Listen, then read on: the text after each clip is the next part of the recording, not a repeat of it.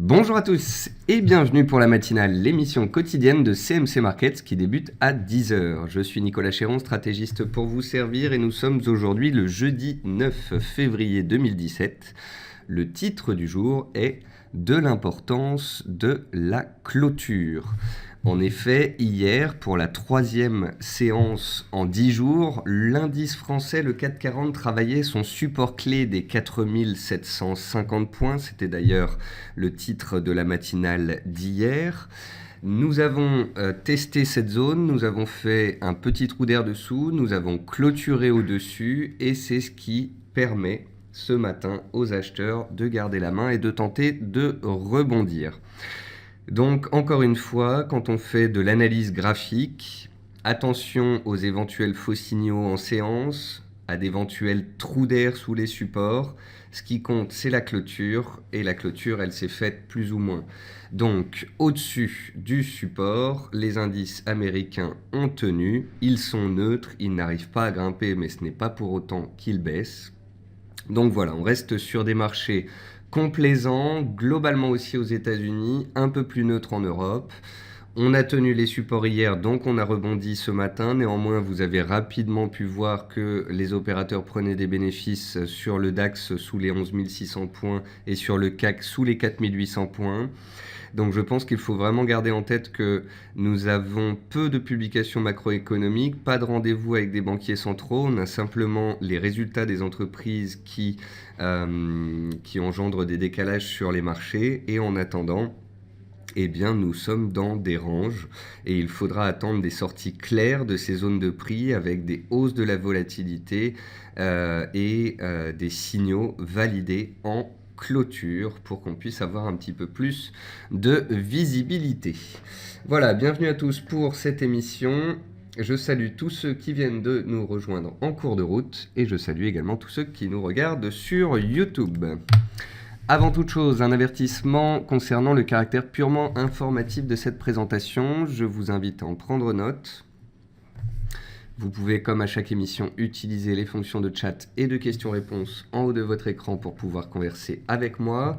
Dans cette émission, on verra les dernières actualités marché, macro, actions, les statistiques économiques passées et à venir. Bien évidemment, si vous avez des questions, n'hésitez pas à les poster dès maintenant. Alors, en termes d'actualité marché, nouveau record historique en clôture du Nasdaq 100 à 5197 points. Ça devient presque une habitude. Le Nasdaq 100 est extrêmement haussier en données annuelles, trimestrielles, mensuelles, hebdomadaires, journalières, 4 heures et horaires. Il fait partie des indices les plus haussiers. Ensuite, on a le Dow Jones et le S&P 500 qui sont dans des ranges et qui se cherchent un petit peu plus sur lesquels on aimerait des décalages. Mais pour l'instant, il faut prudence garder et être patient en vue de ces éventuels signaux. Le DAX est revenu sur la zone des 11 480 points, 11 500 points hier. De nouveau, il a tenu ce support clé. Ça correspond donc à la zone des 4 750 points sur le CAC 40. Les supports tiennent, mais la neutralité prévaut en l'absence de catalyseur. C'est ce que je vous disais il y a quelques instants. On s'est fait des frayeurs hier, on a tenu les supports, donc les acheteurs tentent de reprendre la main, mais très rapidement ce matin, eh bien, les vendeurs sont là. On est en train de s'enfermer dans des petits carcans, que ce soit le CAC, le DAX, le Dow Jones, le S&P 500, et on n'a plus qu'à espérer une hausse de la volatilité, des cassures franches dans les séances ou semaines à venir. Concernant le pétrole, on a eu un beau rebond du pétrole WTI hier sur les 51 $, et ce, malgré des stocks historiquement élevés. C'est la deuxième publication de stock la plus élevée en 35 ans sur le marché de l'or noir. Et malgré tout, eh bien, le pétrole est remonté. Alors, en toute franchise, on m'a posé la question. Je vous avouerai que je ne m'attendais pas à cela. Voir le pétrole WTI gagner 3% depuis hier alors que les stocks sont à des plus hauts historiques n'est pas facilement compréhensible. Est-ce que les opérateurs partent du principe qu'on ne peut pas faire pire? Auquel cas, voilà, ils sont partis du principe que le pire n'était pas certain, peut-être que le pire était derrière nous. Après, il y a aussi les spéculations autour d'une nouvelle baisse de la production des pays producteurs, selon les dires du ministre de l'Iran, encore avant-hier.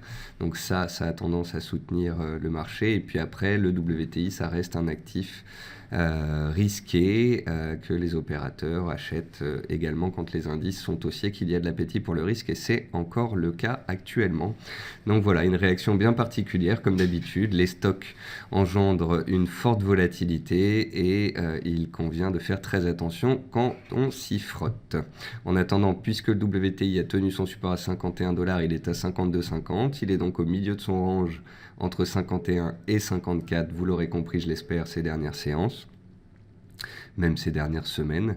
Et donc, on attendra, tout comme sur les indices, une sortie de cette zone clé pour donner le tempo pour la suite. On attendra aussi une sortie de range sur la paire USD-Yen entre 111,60 et 112,60. USD-Yen qui consolide depuis plusieurs semaines, qui s'est stabilisé sur cette zone des 112 yens, qui pour l'instant rebondit, réagit positivement, mais n'arrive pas pour autant à décaler à la hausse. C'est la même chose sur le dollar index qui a baissé pendant 5 semaines d'affilée, qui tente de se reprendre cette semaine, qui arrive à se stabiliser certes, mais pas à se retourner à la hausse pour autant. Donc ici aussi, j'attends une sortie de range. Et puis parce que le dollar est dans un range, l'euro lui aussi se cherche, c'est sa 3e séance consécutive sur sa moyenne mobile exponentielle à 30 séances, à 1,0680, c'est un beau pivot à surveiller, la zone des 1,0650, 1,0680 qui tient ces dernières séances, au-dessous de laquelle on pourrait décaler et se retourner à la baisse, mais au-dessus de laquelle un retour vers les 1,08 n'est pas inconcevable. Enfin, sur les matières premières agricoles, on notera une réaction positive du riz aux abords de ses plus bas de 2016 à 9,20 cents. En effet, il y a 2 jours, je vous ai parlé du fait que le riz retrouvait sa zone basse très travaillée en 2015-2016. Et bien, de nouveau, les acheteurs s'y sont présentés. En termes d'actualité macroéconomique, ce qui permet également peut-être le rebond aujourd'hui, c'est que Marine Le Pen est donnée très largement battue dans toutes les enquêtes d'opinion au second tour. Donc au premier tour, il y a beaucoup d'enquêtes qui l'ont donnée soit première, soit deuxième. Mais lorsqu'il s'agit d'opinion au second tour, eh bien, elle est toujours battue. De ce fait, la dette française, l'OAT, retombe sous les 1%. D'ailleurs, au sujet de l'indécision, de la prime de risque politique et de la dette française, vous pouvez lire mon dernier papier sur la rubrique actualité du site de CMC Markets. Prise de bénéfices sur les valeurs financières US hier. On avait aussi des prises de bénéfices en Europe suite donc aux résultats de BNP avant-hier. Donc on avait des bancaires qui étaient un petit peu sous pression et puis elles ont été sous pression également à cause de la détente des taux longs. On a vu le 10 ans US qui était redescendu à 2,34% au plus bas depuis mi-janvier. Or, c'est cette remontée progressive du 10 ans US des taux qui avait tiré les valeurs financières à la hausse et là, c'est l'inverse, il les tire à la baisse. Donc il faut surveiller les taux encore et toujours. Concernant les publications de résultats des entreprises américaines, 75% des sociétés du S&P 500 qui ont publié à ce jour ont dépassé les attentes de bénéfices par action. On est à plus 8,3% en moyenne et 51% des sociétés ont battu les attentes sur le chiffre d'affaires, donc selon Reuters. Enfin, Donald Trump a envoyé un courrier au président chinois Xi Jinping dans lequel il dit souhaiter développer une relation constructive. Donald Trump qui avait tendu la main à Vladimir Poutine dès son élection afin de faire retomber les tensions entre les États-Unis et la Russie qui avait fait une escalade ces derniers trimestres. Et Donald Trump qui jusqu'ici n'avait pas tendu la main à la Chine mais qui a fait un premier geste, donc à suivre également. Il y a également des bonnes choses dans la stratégie de ce monsieur. Côté entreprise, la star du jour, c'est Société Générale qui a dévoilé un résultat net de 390 millions d'euros en recul de 40%.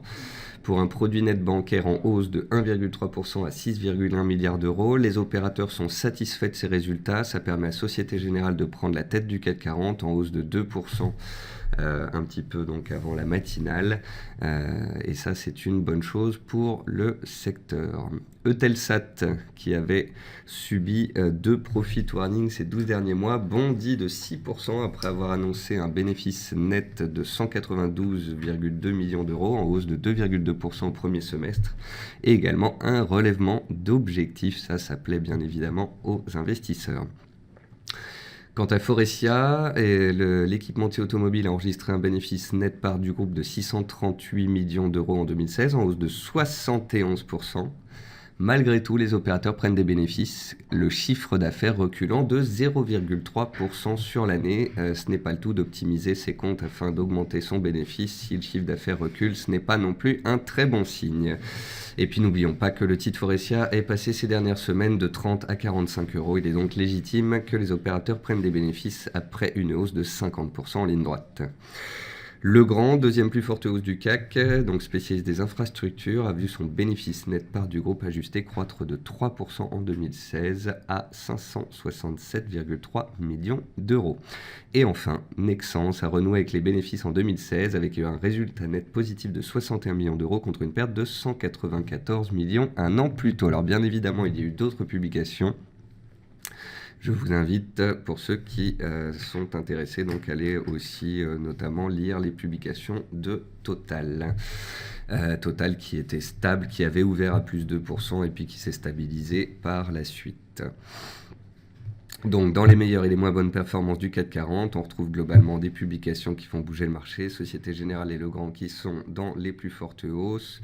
Prise de bénéfices sur le secteur auto avec Renault, Valeo, Peugeot. Et puis Publicis, dont les résultats déçoivent, perd près de 5%. Côté statistiques passées, donc on a eu les stocks de pétrole hier qui sont ressortis en hausse de 13,8 millions de barils contre des attentes à 2,7 millions de barils. Malgré tout, cela n'a pas fait pression sur les cours du pétrole. Donc voilà, clairement, je vous le dis, je ne sais pas complètement expliquer cette réaction du marché. Est-ce que les opérateurs partent du principe que le pire est derrière eux? Est-ce que ce sont les nouvelles spéculations concernant un abaissement de la production des pays producteurs au second semestre qui a suffi pour pallier à cela? En tous les cas, pour des stocks qui sont les seconds les plus élevés en 35 ans, on peut dire que la réaction a été quand même inverse à ce que l'on pouvait attendre. Les commandes de machines au Japon ressortent en hausse de 6,7% ce matin contre des attentes à 3,2%. Enfin, la balance commerciale allemande est ressortie en dessous du consensus de 23,2 milliards d'euros à 18,4 milliards d'euros. Ce jour, à 14h30, on suivra les demandes d'allocation au chômage aux États-Unis. À 16h, les inventaires de gros aux États-Unis ainsi que les stocks de pétrole.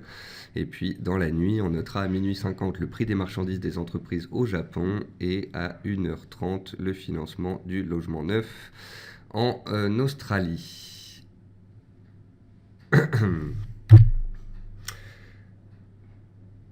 Voilà, sur ce, j'ai fait donc le tour de l'actualité, des marchés, des actions, des dernières publications et des statistiques à venir.